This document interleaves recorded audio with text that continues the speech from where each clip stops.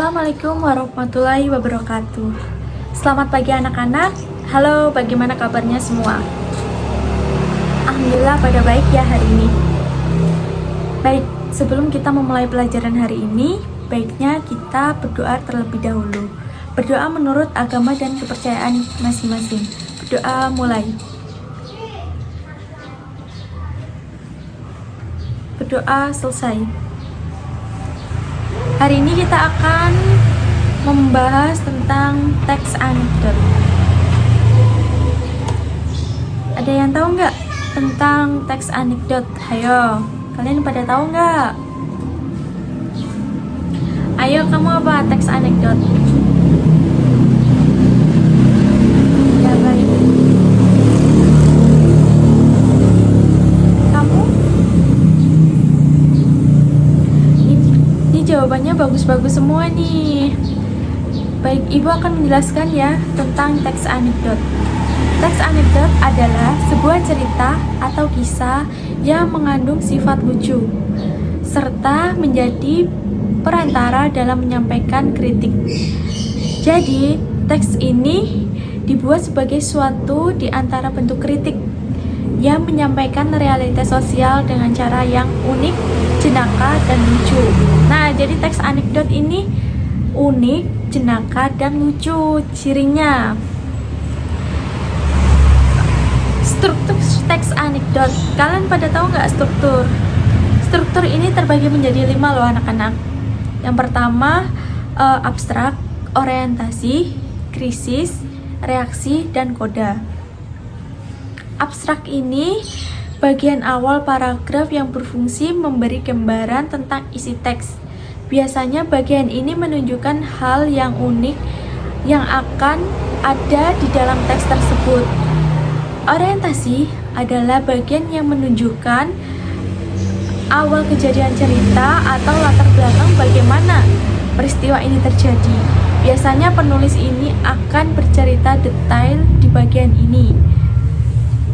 Krisis adalah bagian utama di mana terjadi hal atau masalah yang unik atau tidak biasa yang terjadi pada penulis atau orang yang diceritakan. Kalau reaksi adalah bagian bagaimana cara penulis atau orang yang ditulis menyelesaikan masalah yang timbul di bagian krisis tadi. Nah, jadi reaksi ini merupakan cara penyelesaian masalah yang ada di bagian krisis. Kalau koda merupakan bagian akhir yang disebut dari cerita unik ini. Biasanya juga memberikan kesimpulan tentang kejadian yang dialami oleh seorang penulis ini. Di sini Ibu akan membacakan sebuah teks anekdot. Kalian dengerin ya. Hukum penjara seumur hidup untuk pencuri ikan. Pada suatu hari, ada seorang nelayan muda yang baru saja dijebloskan ke dalam penjara. Di hari pertama, ia mendekam di penjara.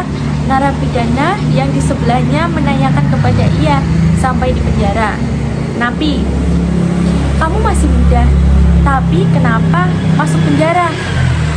Kejahatan apa yang kamu lakukan?" Nelayan jawabnya, "Yang saya lakukan hanya mencuri ikan." "Napi, terus kamu divonis hingga berapa tahun?" Nelayan menjawabnya, "Saya divonis dengan hukuman seumur hidup dan masa percobaan selama 2 tahun.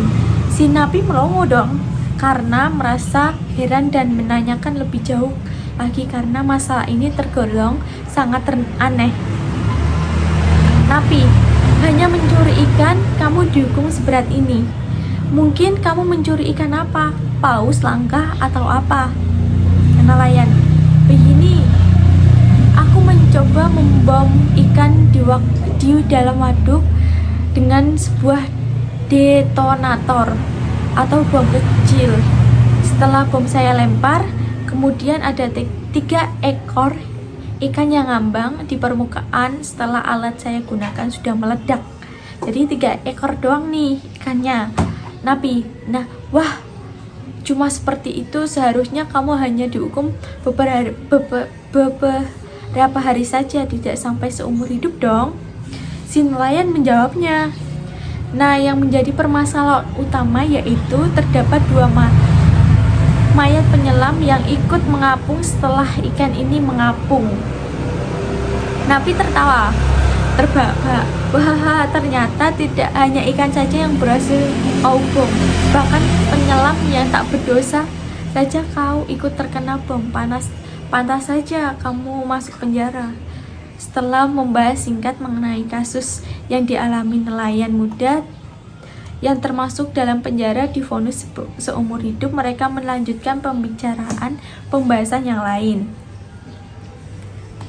Nah, di sini kan ada nih terbagi menjadi 5 struktur yang saya ceritakan tadi. Ada yang tahu nggak abstrak dari cerita anekdot hukum penjara seumur hidup untuk pencuri ikan tadi? Bagian abstrak yang ada di struktur teks anekdot yang pertama yaitu pada suatu hari ada seorang nelayan muda yang baru saja dijebloskan ke dalam penjara. Orientasinya, di hari pertama ia mendekam di penjara, narapidana yang di sebelahnya menanyakan kenapa ia di penjara. Napi menjawab, "Kamu masih muda, tapi kenapa kamu sudah masuk penjara? Kejahatan apa yang kamu lakukan?" Nelayan menjawabnya, "Yang saya lakukan hanya mencuri ikan." Napi, "Terus kamu divonis hingga berapa tahun?" "Saya divonis dengan hukuman seumur hidup dan masa percobaan selama 2 tahun. Nah, itu orientasi bagian yang menunjukkan kejadian awal cerita atau latar belakang bagaimana peristiwa itu terjadi. Krisis, si napi melongo karena merasa heran dan menanyakan lebih jauh lagi karena masalah ini tergolong sangat aneh. Napi, "Hanya mencuri ikan kamu dihukum seberat ini. Memang kamu mencuri ikan apa? Paus langka atau apa?" Nelayan ini menjawabnya, "Begini, aku mencoba membom ikan di dalam waduk dengan sebuah donator atau bom kecil. Setelah bom saya lempar, kemudian ada 3 ekor ikan yang mengambang di permukaan setelah alat yang saya gunakan sudah meledak." Napi menjawabnya, "Wah, cuma seperti itu. Seharusnya kamu tidak dihukum beberapa hari saja, tidak sampai seumur hidup dong." Nah, nelayan ini menjawabnya, "Nah, yang menjadi permasalahan utamanya adalah yaitu terdapat 2 mayat ngambang yang ikut mengapung setelah ikan yang mengapung." Krisis ini bagian yang dimana terjadi suatu hal masalahnya. Jadi masalahnya di yang itu tadi ya, si nelayan itu mengebom ikan di waduk, tetapi 2 seorang penyelam ikut mengapung karena mengebom itu ya, gara-gara mengebomnya. Bagian reaksi, napi tertawa terbahak-bahak. Wah, ternyata tidak hanya ikan saja yang berhasil kamu bom, bahkan penyelam yang tak berdosa saja ikut terkena bom. Panas saja kamu masuk penjara. Di bagian reaksi ini, bagaimana cara penulis atau yang ditulis menyelesaikan masalah yang timbul di bagian krisis tadi. Di bagian koda, setelah membahas singkat mengenai kasus yang dialami nelayan muda tersebut masuk penjara dan divonis seumur hidup, mereka melanjutkan pembahasan yang lain. Nah, ini koda ini menjelaskan kesimpulannya dari teks cerita tersebut. Baik, selanjutnya saya akan membahas tentang kaidah kebahasaan teks anekdot. Kaidah ini terdiri dari beberapa loh. Yang pertama, kalimat langsung. Kalimat langsung ini banyak menggunakan kalimat langsung yang bervariasi dengan kalimat-kalimat tidak langsung. Kalimat-kalimat langsung merupakan petikan dari dialog para tokohnya, sedangkan kalimat tidak langsung merupakan bentuk penceritaan kembali dialog seorang tokoh. Yang kedua, penggunaan nama tokoh utama atau orang ketiga tunggal. Penggunaan ini dapat disebutkan secara langsung nama tokoh faktualnya dan tokoh disamarkan atau tokoh masyarakat lainnya. Keterangan waktu. Keterangan waktu ini misalnya kemarin sore, kemarin, suatu hari, ketika itu. Nah, misalnya seperti itu. Kata kiasan. Kata kiasan atau konotasi adalah kata yang tidak memiliki makna sebenarnya. Kata ini dapat berupa ungkapan atau peribahasa. Jadi, berupa ungkapan atau peribahasa. Kalau kata kiasan. Kalimat sindiran.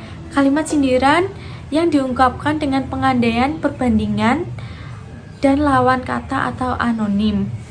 Konjungsi penjelas. Konjungsi penjelas atau penerangan seperti bahwa. Hal ini karena berkaitan penghubung dialog dari kalimat langsung ke kalimat tidak langsung. Kata kerja material. Kata kerja material adalah kata yang menunjukkan suatu aktivitas yang dapat dilihat oleh panca indera. Hal ini terkait dengan tindakan tokoh dan alur yang membentuk rangkaian peristiwa atau kegiatan. Kata kerja mental. Kata kerja mental adalah kata kerja yang menyatakan suatu yang dipikirkan atau dirasakan seorang tokoh. Jadi ini tindakan yang perlu dipikirkan lagi atau dirasakan oleh seorang tokoh. Konjungsi sebab akibat. Konjungsi sebab akibat merupakan kata penghubung yang menyatakan sebab akibat. Seperti demikian, oleh karena itu, maka, sehingga. Kalimat imperatif. Kalimat imperatif adalah kalimat yang bersifat atau memberi perintah atau dapat juga berupa peringatan, larangan. Kalimat seru, ayo, kalimat seru ini apa? Ada yang tahu nggak? Kalimat seru ini apa? Kalimat seru ini biasanya ditandai dengan tanda seru yang bersifat menegaskan atau mengungkapkan rasa seseorang. Jadi kalimat seru ini bertujuan untuk mengungkapkan rasa seseorang. Kalimat konjungsi. Temporal. Konjungsi ini bermaksud kronologis temporal, seperti akhirnya, selanjutnya, kemudian, lalu. Kalimat retoris. Kalimat retoris adalah kalimat pernyataan yang tidak membutuhkan jawaban. Kalimat retoris di sini juga sebagai kalimat yang mengandung sindiran. Nah, itu tadi yang disebut dengan kaidah kebahasaan teks anekdot. Banyak kan kaidahnya, ada berapa itu? Kaidahnya tadi 13, tahu ada 13 kaidah kebahasaan teks anekdot. Baik, cukup sekian yang materi yang saya sampaikan. Kurang lebihnya kita lanjutkan ke pertemuan berikutnya lagi ya anak-anak. Baik, pelajaran hari ini kita akhiri di sini ya. Kurang lebihnya mohon maaf.